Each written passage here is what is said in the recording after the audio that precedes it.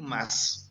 Se habla mucho del orden internacional y en una escuela de administración de negocios globales, donde la globalización es el tema más transversal que va a definir la naturaleza de mis planteamientos en esta hermosa noche aquí en la Universidad Ricardo Palma. La globalización, que no es una entelequia, sino que es una realidad que no es nueva, la conocemos hace 30 años, pero el mundo ya ha registrado diversos momentos de globalización, como la globalización de los siglos XV, estallado el proceso por el éxtasis de los viajes de navegación, la primera gran globalización de la historia de la sociedad internacional. De manera que en una como la de administración de negocios globales, una temática de esta naturaleza la asumo, como lo digo a mis alumnos en la clase de política internacional, como la más transversal, porque vamos a conceptualizar, pero con ejemplos, que es lo que más le gusta al doctor Rodríguez Mackay, porque con ejemplos vamos a poder entender claramente qué es lo que venimos trabajando, qué es lo que venimos haciendo. De manera que, en consecuencia, estamos frente a una dinámica internacional que nos habla de un nuevo orden. ¿Qué cosa es un orden? El orden significa, en el sistema internacional de las relaciones internacionales, hay una ciencia que apareció hace 120 años en el mundo. Se llama la ciencia de las relaciones internacionales. Y la ciencia de las relaciones internacionales, que es una ciencia absolutamente moderna en comparación a las ciencias pretéritas, tradicionales, que han habido en el mundo, pues es una ciencia que surge como consecuencia del proceso explosivo por la Primera Guerra Mundial. El mundo tenía que ser auscultado y tenía que ser visto desde una perspectiva de análisis detenido y detallado. El mundo, en consecuencia, encontró en la ciencia de las relaciones internacionales, finalmente, en 2000 años, una ciencia que se aboca al estudio sincrónico, metódico, de lo que significa el fenómeno internacional. Pero el fenómeno internacional no hablo de los relámpagos, de los truenos y de los ciclones. No. Estoy hablando de los fenómenos que produce la propia interacción de los e invisibles del sistema internacional. Actores visibles como el Estado, que es el actor visible por antonomasia, el actor más importante del sistema internacional, el clásico Estado, el Estado moderno. Actores como las organizaciones internacionales, como la Organización Mundial de la Salud, que tanto se viene comentando en estos días a la luz de lo que está sucediendo con el tema de la pandemia en el sistema internacional.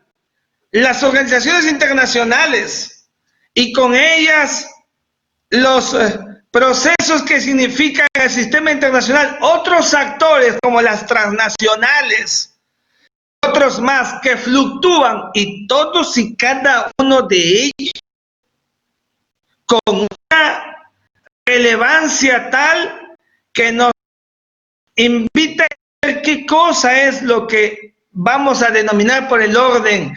El orden es lo contrario al desorden.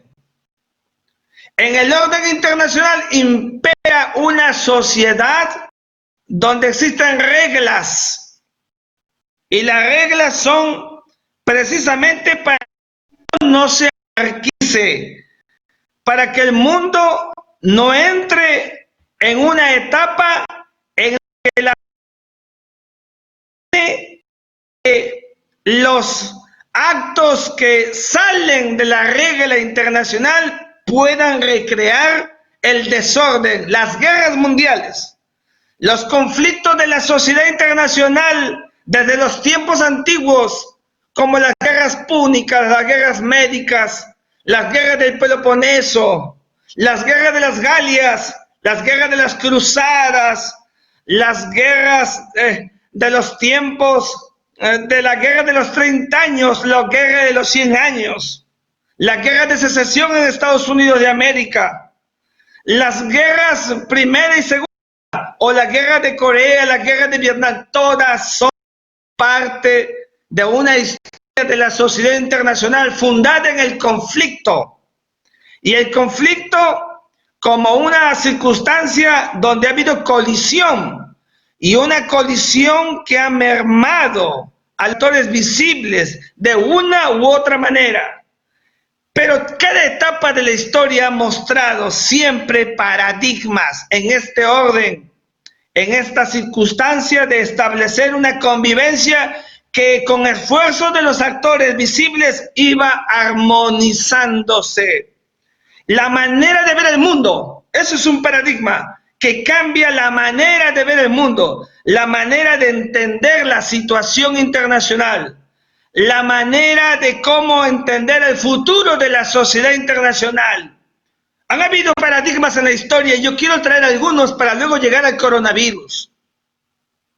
Cuando aparece la rueda en el 3500 años antes de Cristo, cuando estaba en su gran performance la sociedad de los sumerios, los acadios, cuando la rueda aparece, entonces los judíos en calidad de esclavos hacen los colgantes de Babilonia, o los judíos en calidad de esclavos también, las pirámides Keops, Kefren y Miserino en Egipto, porque cambió la dinámica de los procesos de construcción ciclópea que había en el sistema internacional y legitimó en consecuencia la aparición del hombre más fuerte por el más débil, que produjo el esclavismo como un statu quo de la sociedad internacional pretérita.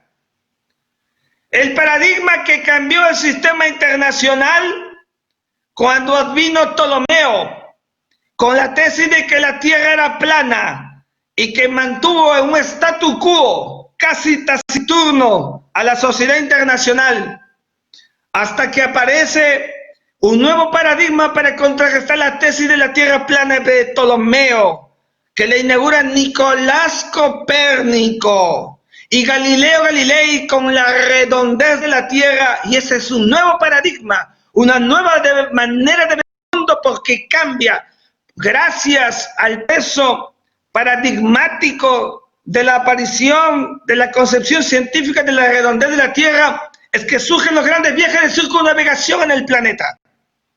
Enrique el Navegante y la Escuela de Sagres. El Tratado de Tordesillas, que divide el mundo en 1493 entre España y Portugal, que define a la nueva sociedad internacional. Ese fue un paradigma, porque cambió esa mirada intraestatal por una mirada supraestatal, donde ya los mares son temidos. Los mares que se decía que cuando se navegaba hasta el alta mar podrían caer con los que hubiera debajo de ellos, que son los monstruos marinos, se acaba en la historia y comienza un nuevo paradigma.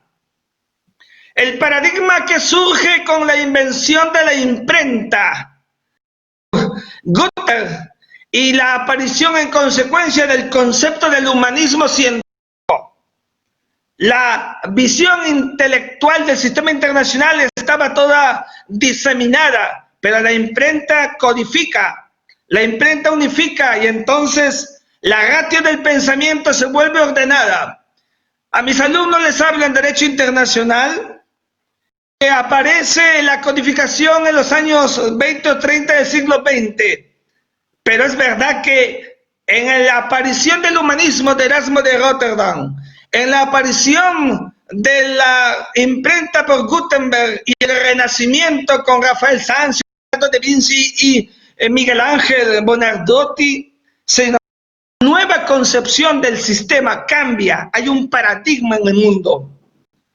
Otro paradigma que cambia la historia, la forma de ver el mundo, la forma de acentuarse en la sociedad internacional, es cuando se acaba la tesis del Estado soy yo de Luis XIV. El Estado soy yo, dijo el absolutismo, el régimen absoluto de la sociedad despótica de París y del Palacio de Versalles.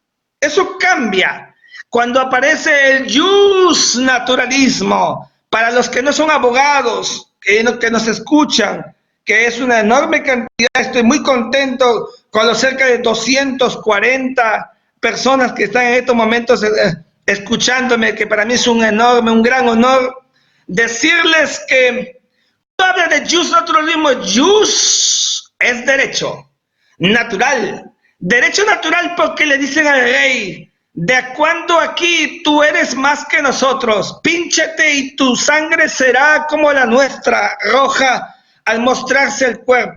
Nada de sangre azul, todos somos iguales. Cambia el paradigma de la historia, se acaba el derecho divino. Y al acabarse el derecho divino, en consecuencia, surge el pensamiento de la Ilustración. Y recuerdo en consecuencia las tesis de Hobbes, de Locke, las tesis de Montesquieu, de Voltaire, de Rousseau, de Diderot, de Lambert, que van a configurar una nueva visión donde todos somos iguales. Y entonces el traslado de la soberanía del monarca, que era absoluto como Enrique VIII, en ese libro famoso de Enrique VIII y sus 6 mujeres, que así deshacía con ellas, como Ana Bolena, que así deshacía con sus siervos. Pues esa visión absoluta cambia cuando emerge la visión del traslado de la soberanía del monarca a la soberanía del pueblo. Ese es un paradigma del sistema internacional. Puedo yo referirles muchos otros paradigmas, como por ejemplo el paradigma cuando aparece la aviación internacional. La aviación como tal, el hombre no solamente anda por la vía terrestre o navega por el mar, empieza a volar y la aparición del globo, la visión aerostática, etc. cambia la visión del mundo. Las comunicaciones empiezan a cambiar también, el mundo y la concepción también. Y una última preliminar a la que yo quiero hablar esta noche hermosa en esta escuela, es la llegada del hombre a la luna. La llegada del hombre a la luna que estuvo precedida por la llegada al espacio de Yuri Gagarin, que dijo esa famosa frase, ¿dónde está Dios que no lo veo? Los materialistas estaban empezando a creer que el mundo era una entelequia de la religión. Y nada más que se superpuso en 1958 a lo de Yuri Gagarin, luego 11 años después la llegada de Neil Armstrong con sus 2 compañeros a pisar la tierra lunar, cambiando un nuevo paradigma porque mira el mundo desde la visión aeroespacial.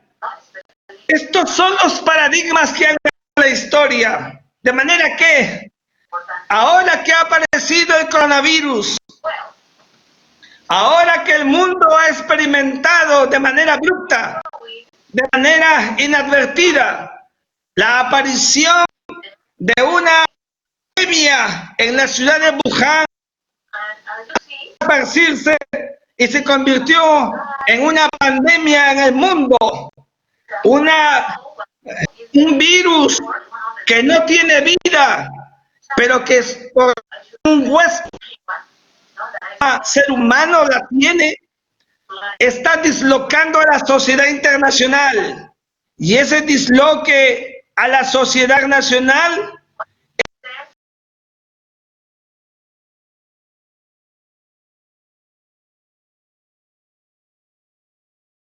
está produciendo una situación que menoscaba el sistema internacional.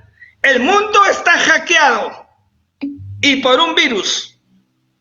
Y el jaque al mundo por un virus le ha producido el día de hoy Según tengo ya de registro a estas alturas de la noche, para darles una cifra última, porque en la mañana es una y en la noche es otra, 4.960.000 contagiados, señores.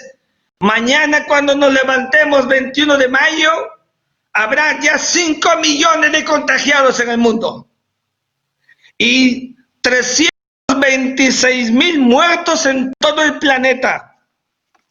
Una pandemia que ha producido un jaque a la sociedad internacional.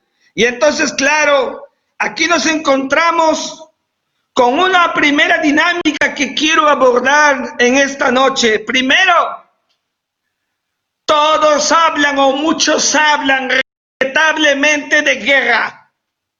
Guerra contra el virus. La tercera guerra mundial. Me ha llegado por celular una infinita cantidad de diapositivas y de ensayos de películas y de videos sobre la tercera guerra mundial. Pongamos orden y calma, que lo que está viviendo el mundo no se parece en nada a una guerra. La guerra, según el derecho internacional, debe calificarse como un enfrentamiento bélico entre dos actores visibles, materiales. La guerra soporta un conflicto armado donde hay la visibilización de un estado de afectación de uno para otro. La guerra supone una transgresión por las circunstancias que fuere, pero de carácter material y físico, donde hay movilización de tropas. ¿Cómo puede haber una guerra? Primero, contra un virus. Es un contrasentido. El virus que existe cuando es huésped es el hombre. El virus se convierte en esencia en invisible, porque solamente por el microscopio lo podemos conocer. Mal creyendo que una guerra es lo que estamos enfrentando en estos momentos contra el virus. Tampoco se trata de una guerra entre actores. No hemos visto que China y Estados Unidos de América hayan entrado en una colisión bélica o material. No. Nada de eso hemos visto. Tampoco lo vamos a ver, por lo menos en lo inmediato. Lo que estamos viendo es, como dice Tuchet en su Teorías en Pugna de las Relaciones Internacionales, un mundo de enfrentamientos, un mundo de pugnas, un mundo en el que el sistema internacional, después de la Guerra Fría, que fue bipolar hasta el 9 de noviembre de 1989, en que se produce la caída del muro de Berlín, para algunos el año 91, con la llegada de Boris Yeltsin en la Federación Rusa y el final de la Unión Soviética jurídicamente, significó el final del mundo bipolar y el inicio de uno unipolar. Y ese mundo unipolar donde Estados Unidos era el gran hegemón. Estados Unidos alcanza un nivel que no había habido antes en el sistema internacional. Se empodera como nunca antes. Un empoderamiento que estaba buscando desde los tiempos de Nixon. Richard Nixon, para mí, el mejor presidente de la historia de América, más allá del caso del Watergate, más allá de ello, porque Nixon tuvo una mirada internacional mucho más audaz con Henry Kissinger, su secretario de Estado. Cuando Kissinger le dice, presidente, ¿cuál es tu problema? Y Nixon le dice que mi problema es que yo quiero acabar con el mundo de la Guerra Fría, quiero acabar con el mundo bipolar. Entonces, Henry Kissinger le dice, presidente, voy a preparar tu viaje hacia Pekín, hacia la China. ¿Y por qué a la China? Y fue a la China Henry Kissinger y secretamente preparó. Richard Nixon llega a la China en olor a multitud, vuelve a Estados Unidos y le dice, presidente, hemos cambiado el sistema geopolítico del mundo en estos momentos. Y así fue. El histórico viaje de Nixon significó en adelante, después de los que fuera Andropov, Chernyenko y Gorbachov, la caída de la Unión Soviética, porque dio privilegio y preeminencia a la China. Lo que había hecho Henry Kissinger y Richard Nixon era dividir el Asia. Y se acabó el mundo bipolar donde tenía un lugar preeminente la Unión Soviética, porque surge la China, de la que voy a hablar enseguida. Y entonces Estados Unidos se encumbra. Ese es el mundo unipolar que Estados Unidos ha querido cuidar siempre, desde los tiempos en que George Washington, Benjamin Franklin habían ideado la denominada nación del destino manifiesto, donde Estados Unidos se creían los escogidos para administrar el mundo. La nación unipolar dura poco tiempo porque llega enseguida. El sistema internacional golpea en Estados Unidos, un país que se creyó intocable, intachable, que creyó que iba a ser vituperado por un sistema anárquico. Estados Unidos tiene a estas alturas de la noche 1.180.000 contagiados y 93.000 muertos. Muy alejado, pero muy alejado de China, donde comenzó, que se quedó en 4.500. Estados Unidos se convirtió en vulnerable. Y esa vulnerabilidad estadounidense le ha quitado la ratio multipolar. Hoy estamos en un mundo plano, un mundo multipolar. Y en el mundo multipolar, estimados amigos, todos quieren ser hegemones. La ciclicidad de las hegemonías. El mundo tuvo en la historia hegemones cíclicamente. Lo fueron los sumerios, los acadios, los egipcios, los romanos y la Pax Romana. Lo fue la Iglesia, España y Portugal, Bélgica, Holanda, Francia. Lo fue Reino Unido, Inglaterra. Lo fue y lo es Estados Unidos en una etapa ahora en crisis, porque el mundo es cíclico. Y esa ciclicidad internacional es lo que ha producido una crisis. Por eso hay pugna. Por eso el día de ayer y no antes de ayer, el presidente de China, Xi Jinping, lo hemos visto cómo ha salido a hablar del G20, en el marco del G20, y ha dicho una frase que me ha quedado grabada anoche. Y ha dicho: estoy con el llanto, lloro por lo que pasa en el mundo. Señores, esa literatura y esa foto le debió corresponder en la visión del mundo unipolar a Estados Unidos de América. China se lo acaba de quitar. Eso hay que decirlo. No estamos diciendo que China sea el nuevo superhegemón. Estamos diciendo que en estos momentos el sistema internacional, por un virus, atraviesa una grave crisis. La mayor crisis del sistema internacional en estos momentos es que la globalización ha sido impactada, porque se han detenido los aeropuertos, ya no funcionan hasta nuevo aviso, porque los barcos no surcan los mares y porque las fronteras están cerradas. Pero cuidado, y acá me quiero detener. La globalización ha sido paralizada por un virus, pero la globalización no ha acabado, ni está en crisis. Está impactada, está menoscabada. Eso es cierto. Y el primer impacto de la globalización lo vamos a ver en que la recesión económica va a ser la regla internacional en los próximos meses. Porque la economía está paralizada, la reactivación económica va a ser lenta. Eso se llama recesión económica, donde los modos y los procesos de producción pues también son lentos, donde puede haber una oscilación de las bolsas de valores, donde el mercado tiende a una inestabilidad y por un virus hay ahora más desempleados que antes. Y la pobreza en algunas regiones como América Latina, que comenzaba a doblegarse en los últimos 25 o 30 años, vuelve con una cifra que produce evidentemente un desasosiego. Pero cuidado, que la globalización ha sido impactada, es verdad, pero no olvidemos que la globalización surgió con una firma que se llama tecnología. El desarrollo de las tecnologías. Y el desarrollo de las tecnologías también va a venir por un virus, porque ahora vivimos el mundo de la virtualidad. El mundo se ha vuelto virtual.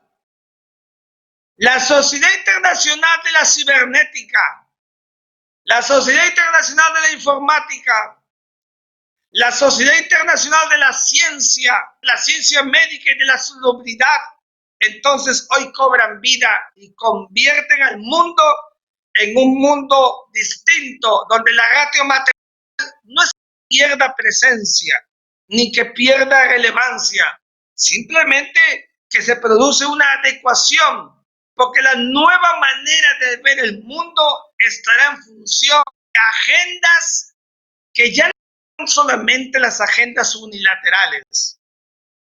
Vamos a ver ahora las agendas de la multilateralidad. Estamos esperando que la ONU haga una convocatoria para ver el tema de la vacuna, el tema planetario de la vacuna, porque en algún momento la vacuna se va a encontrar. Y cuando pase, la vacuna no puede pertenecerle a un solo país, ni puede ese solo país especular como se hace en las farmacias del Perú. La vacuna tiene que tener la naturaleza de ser pública por antonomasia y ser para todos. Y entonces, claro, tiene que recrearse en el marco de las Naciones Unidas, que es el mayor foro del planeta, en un mundo horizontal, para regular ese proceso que vendrá en algún momento. Pero mientras eso no llega, la globalización nos impacta y sí le recoge algo a los tiempos de la Guerra Fría, que es el espionaje. Claro, en los tiempos de la Guerra Fría era otro tipo de espionaje material, donde la gente se trasladaba de uno u otro. Aquí el agente y el espionaje para buscar información de calidad está en las tablets, está en los celulares. La información está en las computadoras, en la cibernética. Entonces los gobiernos hoy tenderán a invertir más en la ciencia, en la cibernética y en la informática y en el internet, porque se convertirá en adelante el valor agregado. Hoy día, una persona que se dedicaba a vender computadoras empezará a ser empoderado y ganará más plata. Los que manejan las tecnologías de la comunicación informática serán empoderados y serán mejor apreciados que otros, porque el mundo es un mundo de oferta y demanda. Y el mundo de la oferta y la demanda de la sociedad internacional nos crea estos paradigmas. Una sociedad internacional con un nuevo proceso que empieza a registrar una nueva forma de ver el mundo. Ya no estamos en el mundo en el que solamente estábamos girado al cálculo de la discreción. Ahora el mundo se vuelve más pragmático y con el aislamiento social, que es una verdad que tiene que ser así, porque de lo contrario aumentarán los contagiados. El mundo del aislamiento social va a crear la sociedad más fría, el enfriamiento de las conexiones y de las interacciones sociales. El mundo y el sistema internacional se prepara para una cadena de generaciones pragmáticas. Por eso es muy importante que para contrarrestarlo busquemos que haya algún nivel de contacto, como hago yo con mis alumnos, por ejemplo. Si tenemos una clase virtualizada y estamos hablando por un monitor, por lo menos trato de que prendan la pantalla y me miren y me escuchen para hacer en el mundo virtual la ratio más presencial. Significa que en estos cambios hay actores que van a tener mayor relevancia que otros. Eso es así. Lo más probable es que del final de este mundo multipolar surja el futuro hegemón que puede volver a ser Estados Unidos de América o puede encumbrar a China o solapadamente en unos 80 o 100 años a la India. No lo sabemos. Pero en el escenario de que el mundo tuviera un nuevo hegemón, cuidado que tenemos que mirar la geopolítica de otra manera. Yo les digo a mis amigos diplomáticos en el Perú, en Lima, les digo, acostumbrémonos a mirar el mundo diversificado. La geopolítica tradicional de mirar al mundo vertical, Estados Unidos, con países de exportadores de materia prima como lo es toda América Latina, ya se acabó hace tiempo.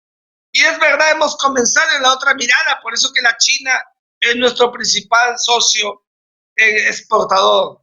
Y claro, la geopolítica parera que aparece transversal. Cuidado que llegue el mundo si le tocara a la China, porque la ciclicidad es parte de la vida. El ámbito geopolítico relevante, históricamente tradicional, que ha sido un viejo mundo como Europa, el continente americano, pero Norteamérica pasaría a las manos asiáticas. No lo estamos viendo así todavía, porque estamos acostumbrados a mirar solamente el eje de una sociedad internacional occidentalizada por una cultura absolutamente occidentalizada. Y entonces, claro, ya no será el inglés, sino el chino mandarín. No será el dólar, sino el yuan al que hay que apreciar. Esto no está lejos. Esto puede ser una circunstancia que puede pasarle al mundo.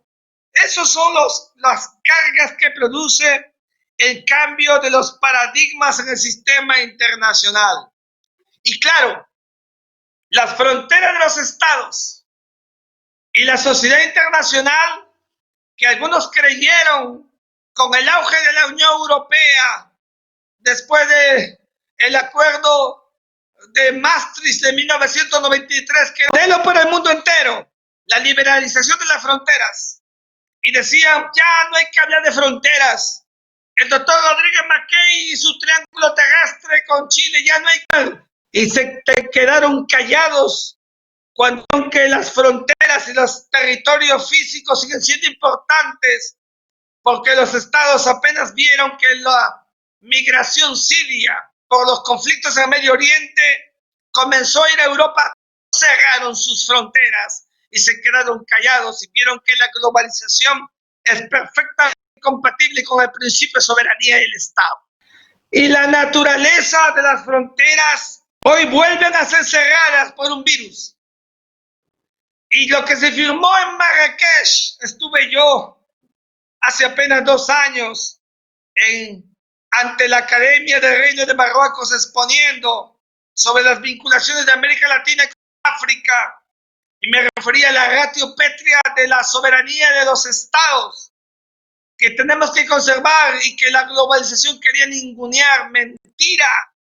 Hoy más que nunca los estados tienen soberanía, y más pétrea y más fuerte que nunca, porque la soberanía es la ratio esencial que surgió con la paz de Westfalia, fin al Estado moderno, y lo mantiene como tal. Si no hubiera soberanía, hace rato hubieran dislocado el sistema internacional, y eso es lo que no ha pasado. Al contrario, el sistema internacional en estos momentos está bloqueado por un virus y todos los estados se protegen casi miméticamente, cerrando sus fronteras, pero esto es solamente transitorio, no puede ser permanente. Estará en función de la aparición de la vacuna. La vacuna contra el coronavirus es el nuevo reto de la sociedad internacional. Ya no es construir un casco nuclear, ya no. Ahora es el mundo de la medicina. Los infectólogos se han valorizado. Las enfermeras, los médicos están cotizados porque salvan vidas que cada 14 días definirse con vida al más allá o una vida en este mundo. De manera que los paradigmas empiezan a cambiar. Hace cuántos lustros se ninguneaba al protocolo de Kioto, se ninguneaba al acuerdo de París sobre el cambio climático. Hoy día estos acuerdos se volverán el eje central, se volverán la prima fase, la agenda más importante del sistema internacional. Hoy más que nunca el mundo tiene que pensar en su existencia. Ahí está el nuevo paradigma que yo quería traer anoche. La existencia, por primera vez el hombre impactado por un virus se da cuenta que puede tener toda la tecnología del mundo, se da cuenta que puede tener todos los desarrollos militares en el mundo, se da cuenta que puede tener la mayor capacidad adquisitiva que hay en el mundo como la tuvo el Japón en los años 90, pero un virus lo derrota. Y frente a ello entonces surge el gran dilema de que si el mundo y el hombre no se ponen a tono con los nuevos cambios que hay, entonces puede devenir la sociedad del antagonismo, que es la sociedad de lo que yo llamo la involución humana. Y la involución no es una quimera, ni es una distracción decirlo. La involución es obra del propio hombre. Y mientras eso pasa en el mundo, los invisibles lo que están haciendo es cotejarse por una de ellos. ¿No han visto ustedes cómo se comenzó diciendo apenas aparecido el virus en la ciudad de Wuhan, en China? Desde Oriente se decía que es una guerra bacteriológica preparada por Estados Unidos de América. Y cuando vieron que Estados Unidos era el país que más muertos y contagiados tiene, se quedaron callados. Y Estados Unidos entonces, al ver que había muchos muertos, entonces creó la idea de que los chinos han inventado en un laboratorio o descuido, han producido esta situación que ha enervado el nacional. Ni uno ni lo otro. Yo quiero ser muy claro en esto. Como teórico de las relaciones internacionales y profesor de Derecho Internacional que soy, lo digo siempre a mis alumnos en las clases, seamos claros en el equilibrio. Empecemos a mirar a la sociedad internacional como corresponde.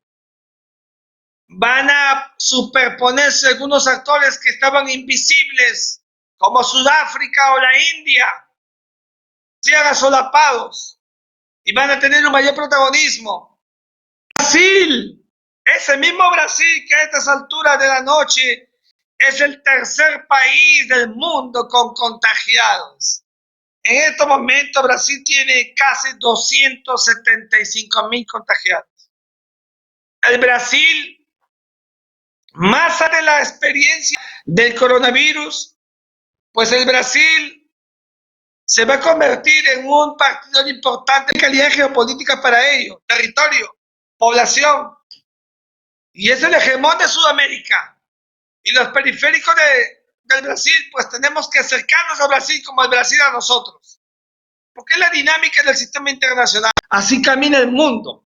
Y una América Latina, con la que nosotros tenemos, con un pasado fracturado, con un proceso histórico entre dictaduras y democracias, en este contexto en el que está el coronavirus, claro, los anarquistas quieren que haya más coronavirus para que a los gobiernos que en estos momentos están apostados los disloquen, como estamos viendo en Chile. Tenemos que ser menos ingenuos y mirar objetivamente. Nadie puede refutar la tesis de que Nicolás Maduro y Daniel Ortega están extraordinariamente beneficiando el statu quo de conservarse ellos en el poder con el coronavirus. Porque impacta a unos y a otros los menoscaba, o a otros los disloca como Donald Trump, que antes de la pandemia, en mis columnas en correo, yo decía a ojos cerrados que no había competencia para Donald Trump en el sistema internacional, que Donald Trump iba a ser presidente de los Estados Unidos a ojos cerrados. Ha visto que hace un mes las encuestas dan a Joe Biden como un candidato favorito. Algo tendrá que hacer, no sé qué va a hacer, pero algo hará, porque es parte de la pugna interna, porque así como hay en el sistema internacional, también hay en el sistema intraestatal. Las hegemonías se definen con audacia, y esa audacia la hemos visto el día de ayer con el reflejo de una China que quiere tener vitrina de ser la sociedad internacional asiática que gana la moral del planeta. Cuidado con eso. La moral internacional, el más hábil, el más fecundo, el más el que mejor dé con la mirada ultraactiva del sistema internacional, porque gana influencia y porque además gana prestigio. Por alguna razón, el presidente Macron el día de ayer o antes de ayer ha dicho que si encuentra la vacuna en Francia, pues se lo van a dar a Estados Unidos de América. Y ha saltado medio mundo Francia porque la vacuna prestigia, da influencias. Y los chinos están detrás de eso. Y buscarán la patente y buscarán colosalmente porque eso empodera el sistema internacional. Y eso es lo que está buscando en estos momentos el presidente Donald Trump. Pero mientras no lo encuentre, latiga, pugna, todos los días pelea con China. Todos los días le encuentra algo a China. Eso se llama pugna, no guerra, pugna. Y la pugna la vamos a ver en los próximos meses, porque cada país tiene su ratio de influencia, no de ideologías. Las ideologías del siglo pasado, donde la derecha y la izquierda, donde el capitalismo y el comunismo se enfrentaban, hoy ya no es por ese enfrentamiento, sino por aquel que tenga realmente la palabra para poder dirigir las cuestas del sistema internacional. Además, el sistema internacional está dominado por el capitalismo. Si no es Estados Unidos de América, entonces era la China. Porque cuando cae Mao Zedong, y luego de la caída de Mao Zedong, que fue por su muerte, porque él pervivió toda la revolución hasta 1978, y que asume Deng Xiaoping, China cambia y mira el mundo con una economía de mercado hacia afuera. Y China aplica una economía de mercado que le ha permitido el desarrollo ultraactivo como nunca antes en el sistema internacional, pasando a los rusos, a los que ya me he referido antes, hasta seguramente se podría levantar de su tumba Lenin para ver cómo ha quedado el comunismo luego de los procesos devenidos de 90 años. De manera que en una situación como esta, la globalización que viene ahora será la globalización informática, que era una excepción antes del coronavirus. La informática existía como una excepción, ahora es una regla. Ahora se define como el modus operandi de la sociedad internacional. Los negocios volverán y serán por una máquina. Y eso hará más rápido el sistema internacional todavía. Por eso los negocios globales más todavía tendrán un apego al sistema internacional, porque todo se hará desde una laptop, todo será desde un celular. Así es el mundo, así es el sistema internacional, es el nuevo paradigma. ¿Podrá haber un nuevo paradigma en el futuro? Yo siempre digo en mis clases algo que provoca risa en mis alumnos, pero luego me entienden cuando digo, si mañana aparece un extraterrestre y le damos vida y creemos que la tiene porque lo estamos viendo y baja el ovni, el paradigma cambia, porque entonces entenderemos que no somos solos en el planeta. Mientras no estén, elucubramos, pero cuando estén, todo cambia.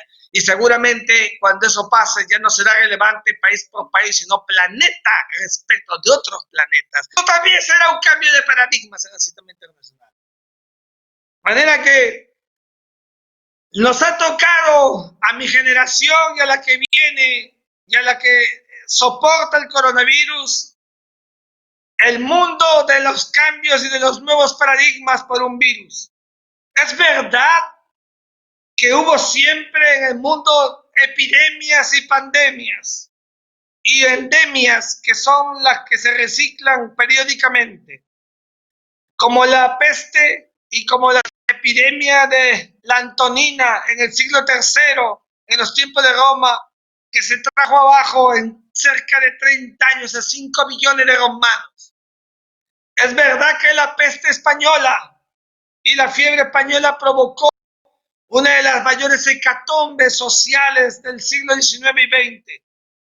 Es verdad que todas estas situaciones globales impactan al mundo entero, todo eso es cierto, pero también es cierto que el mundo aprovechan este tipo de cambios para hacer una suerte de mea culpa y mirar en qué debe cambiar el mundo. No es posible, por ejemplo, que se soporte una sociedad internacional donde ya la vituperada acción de los estados poderosos con sus grandes fábricas y la emisión de gases de efecto invernadero, cuando nos ha demostrado solamente una cuarentena que puede haber pelícanos en los mercados, o podemos ver que se cruzan en las carreteras animales. No hay derecho, entonces el mundo tiene que hacerse un mea culpa de las cosas que está pasando en el sistema internacional. Ni Francis Fukuyama, entre los teóricos modernos, ni en el pasado, ninguno de los actores visibles, teorías más innovadas nacional, se pudo haber creído en lo que está pasando en estos momentos en el sistema internacional. Hoy día los conceptos empiezan a cambiar, las valoraciones eran otras. Entonces es el momento que hay que mirar el mundo auscultando realmente con una mirada de para que haya la menos cantidad de vulnerabilidades en el sistema internacional. La sociedad internacional del siglo XXI está inundada por el desarrollo tecnológico y cibernético. Eso que era una excepción desde que llegó el hombre a la luna y aparecieron los transbordadores como el Challenger, el Columbia, hoy día se vuelve una regla en el mundo. Tenemos que aceptarlo. Y los ejércitos el día de hoy tendrán que invertir y mucho en las tecnologías para la defensa, en la tecnología para la seguridad de los estados. La cibernética, lo dije en la mañana, en una linda conferencia organizada por la Fuerza Aérea del Perú, que hoy cumplió 91 años. Tanto se ninguneó tener un satélite en el Perú, y hoy día, ¿cuánta nos hace tener más satélites? Porque el mundo cambia, porque tenemos que ser prospectivos, porque la dinámica internacional se empieza a adecuar. Nuestros marinos, nuestros hombres de la Fuerza Aérea y nuestros hombres del Ejército tendrán que adecuar todos sus aprendizajes y sus perfeccionamientos hacia un desarrollo del mundo de la defensa y de la seguridad por las tecnologías. Y la informática será la ratio transversal para esos procesos. Pero no se crea que porque ahora hay un fenómeno común que ha dañado el sistema internacional que se llama coronavirus, vamos a prescindir de ellos. Al contrario, hasta antes del coronavirus, habían quienes sostenían que había que acabar con los ejércitos y tener mejor una policía transversalizada. Error tras más grave error. Al contrario, ejércitos hoy son más importantes que nunca. El aparato coactivo de los estados es más importante que nunca porque con un virus se puede anarquizar y por eso hay orden. El orden en una circunstancia como Chile, la declaratoria de un estado de catástrofe. El orden en el Perú con un estado de emergencia nacional no son capricho de la autoridad, son el statu quo del orden preestablecido que tenemos que saber conservar. Y eso significará en consecuencia un mayor empoderamiento de la ratio de coacción y coerción, que es el aparato material que sostiene a la violencia legítima del Estado. Ahí es donde también tenemos que apuntar y entender que las fuerzas nacionales son cada vez más importantes para los nuevos derroteros, para evitar los anarquismos que van a surgir, acuérdense de mí, con el ánimo de querer dislocar a esta sociedad internacional en la que hoy nos encontramos. De manera que acabando con esta linda exposición y con el ánimo de escuchar sus preguntas, decirles que los paradigmas empiezan a cambiar, los tenemos al alcance de la mano, todavía no totalmente definidos, pero vamos a ver ahora el mundo de otra manera, la sociedad internacional, la conducta social, la conducta política, entonces ya cambia, porque ya no será necesario en algunos casos tomar un avión para una reunión internacional, sino orientar el sistema internacional a la reunión virtual. Por eso lo digo públicamente. Estamos esperando la cumbre virtual organizada, convocada por las Naciones Unidas, para ver el tema de la salud planetaria, que debe ser transversal. Y así como Marrakech arrojó un documento de trabajo para ver por los migrantes, tiene que haber otro que surja de la ONU para ver por lo que significa la salud en el mundo, que se convierte junto a la vida en los bienes jurídicos máximos que tenemos que conservar todos y cada uno de nosotros. Muchísimas gracias a todos ustedes.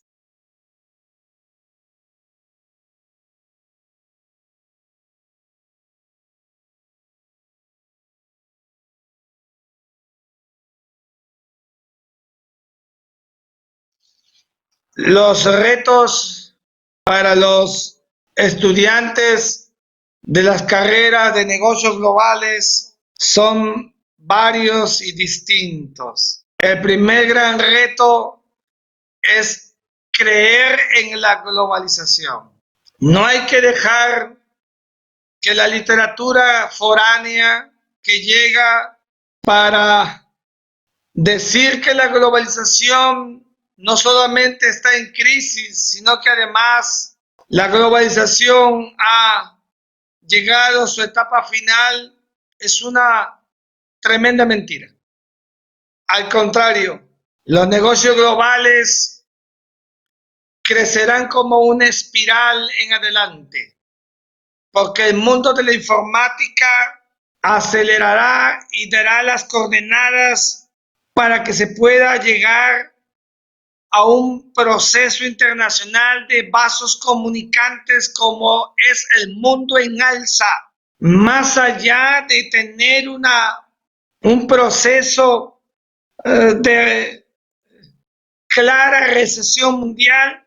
El segundo reto será que intervenga un acto de protocolización para los negocios globales, para los negocios en general.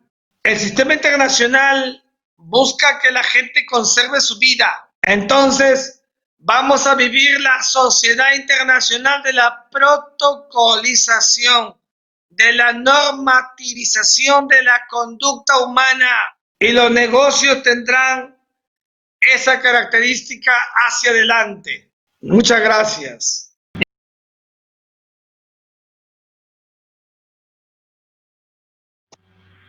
Gracias.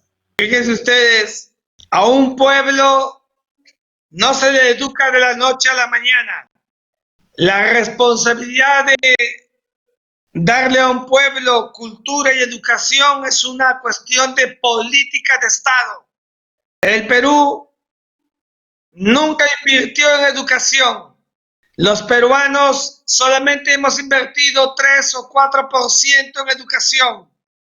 Eso es una catástrofe y una ofensa al pensamiento y una ofensa al alma humana. Y por no haber estado preparados con una sociedad, como usted muy bien clarifica, comparando con la europea o la asiática como Japón, entonces cuando llega el impacto de un virus se nota que el tema educativo es una gran falencia. Entonces, la buena pregunta del estudiante supone que no se puede resolver de la noche a la mañana, porque tenemos que priorizar en la cadena de la existencia. Lo primero es priorizar la vida. Y por esa razón hay que protocolizar y hay que normativizar.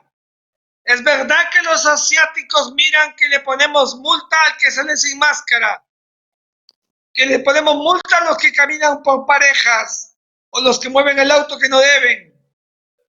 Pero eso se hace porque de lo contrario la fase de la infestación del coronavirus sería mucho mayor. El cálculo que me alcanzaron en la tarde era que si no hubiera habido cuarentena en el Perú, fácilmente estaríamos en el tercer o cuarto lugar. En estos momentos el Perú es el número 11 en contagiados. Tendríamos 3 veces más de lo que tenemos en estos momentos y muertos casi como los que tiene el Brasil. Cuidado con eso. Yo entiendo cuando se habla de economía y por eso yo he llamado un equilibrio en el sentido de que se puede mantener una ratio con estado de emergencia y con cuarentena, pero al mismo tiempo buscando que la protocolización y la normativización de la vida diaria tiene que ser más estricta, porque si no el contagio va a continuar. Y todo esto se hubiera evitado, Alberto, si acaso el Estado peruano hubiera invertido en educación. Los japoneses han hecho un confinamiento voluntario. Escucharon lo que dijo el primer ministro y se acabó, entendieron, porque es un pueblo educado y porque justamente hay política de Estado. Cuando se tiene política de Estado, como he dicho, en estos momentos tendríamos 5.000 camas como tenían en los precolombinos los tambos para los tiempos de sequía o de hambre. Eso no lo tenemos porque no hay política de Estado, porque somos extraordinariamente una sociedad informal. Y no solamente el Perú, le pasa a gran parte de América Latina.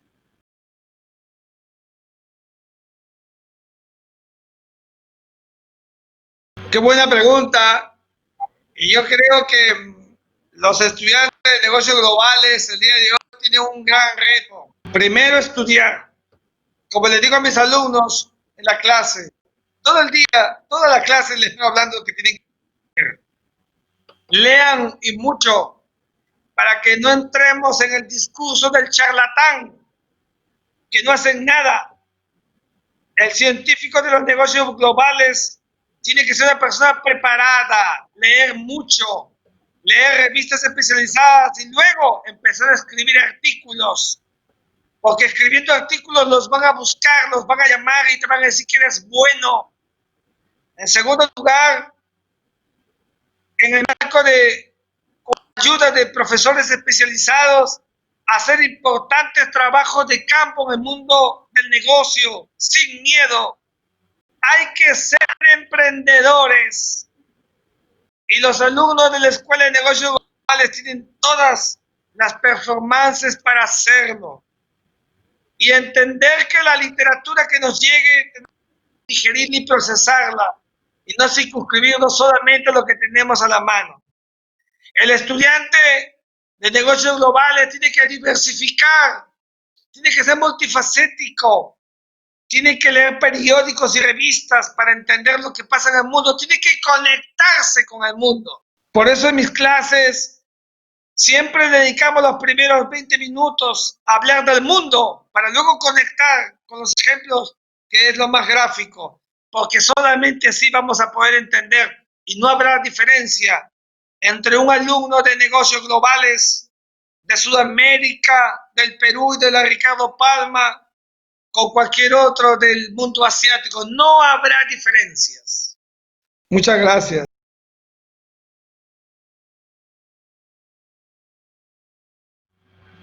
Muchas gracias. Es una pregunta muy difícil, pero lo que quiero decir es que los paradigmas son eso, son ejemplificaciones que se asumen como conductas reiteradas y permanentes, casi como la costumbre, para determinar nuestro nuevo rol en el mundo. Todo aquello que es malo se acaba en el tiempo por desuso, por reproche, por rechazo. Por tanto, los paradigmas se convierten en los aspectos que imbrican y concatenan con la vida diaria del hombre. Entran en una sinergia y una simbiosis entre el hombre y su nueva forma de pensar y de ver el mundo y la vida. Si no es realmente así, si no hay encaje, no hay paradigma, se rompe y se produce una colisión internacional. Por eso que los paradigmas suponen una adecuación a un nuevo modus vivendi. Ese nuevo modus vivendi supone una aceptación tácita de la sociedad internacional. Todos aceptaron a la rueda, nadie la rechazó. Todos aceptaron la imprenta, nadie la rechazó. Todos aceptaron que eran iguales unos a otros con la Revolución Francesa y nadie la rechazó. Todos aceptaron finalmente que el hombre llegó a la luna y por eso se siguen haciendo inversiones mayúsculas por seguir descubriendo el mundo espacial. Así es la historia. La historia humana es una historia de evolución. La involución es un acto contraparadigmático. Por tanto, no hay aspectos negativos que puedan ser recogidos por el sistema de la comunidad internacional. Muchas gracias.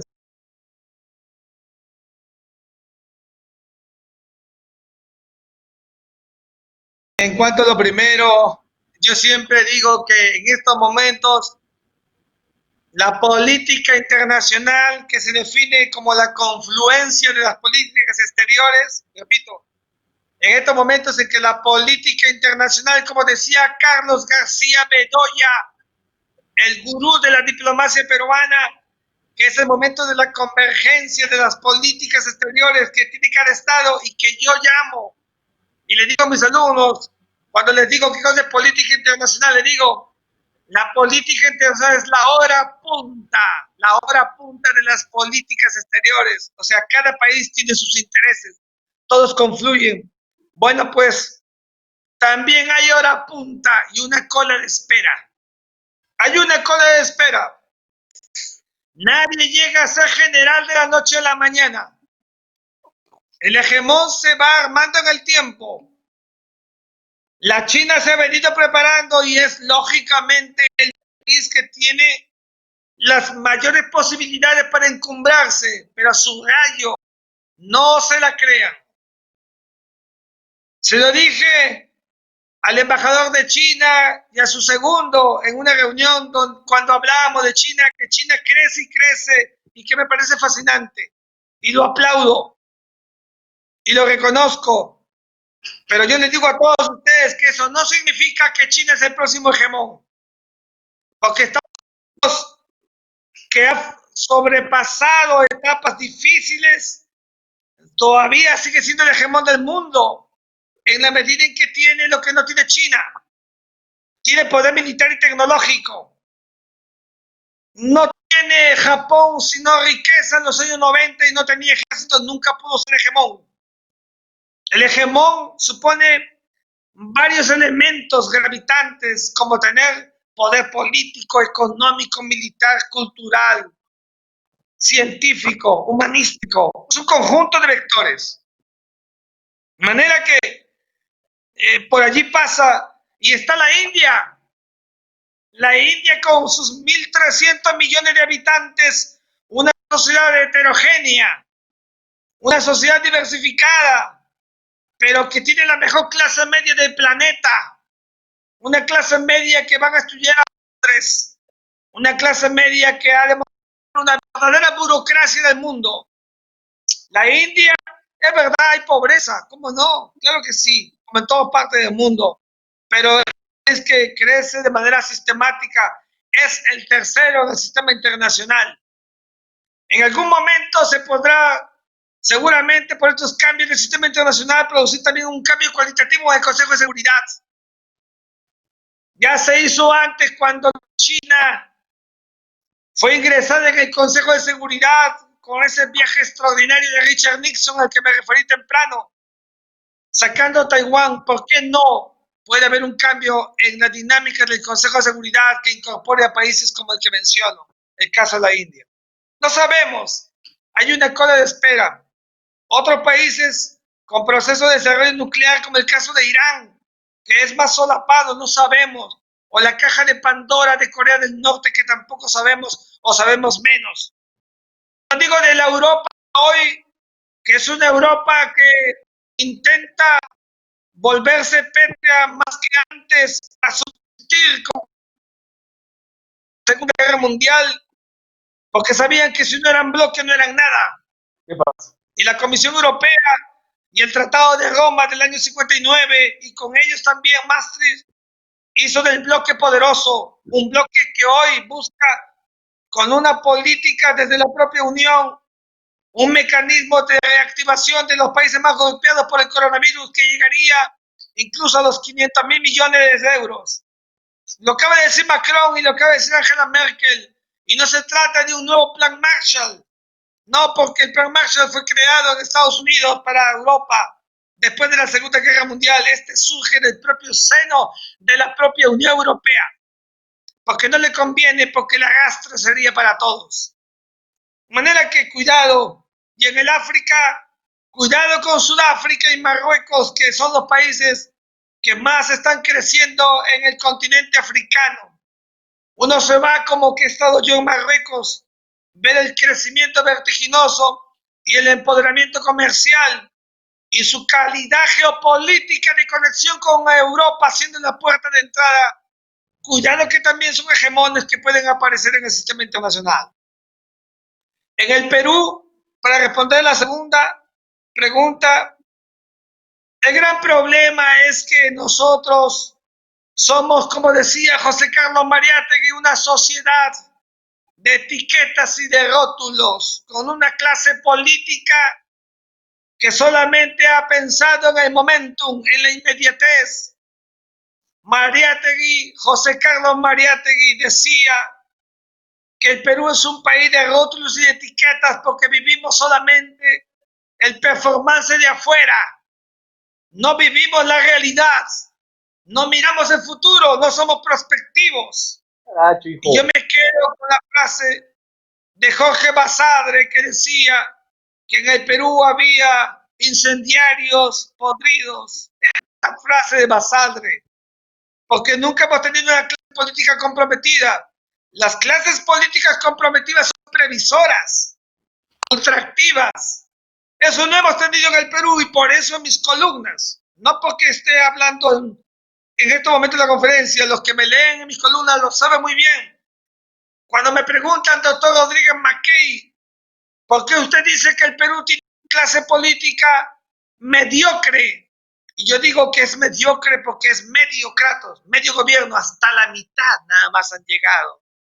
Porque solamente han pensado en ellos mismos, como la República Aristocrática después de la guerra con Chile, o como después de la depresión, la Gran Depresión de 1929, que se trajo abajo a Augusto B. Leguía. No hemos tenido políticas realmente de Estado para ser previsores. ¿Cómo nos ha faltado aprender la gran historia precolombina de los tiempos de Pachacútec, de Huayna Cápac, y tener los mejores asesores como eran los Tucuricot, que iban por todos los rincones del Tahuantinsuyo para luego decirle al Inca lo que correspondía y objetivamente, y no en la subjetividad que algunos tienen el día de hoy.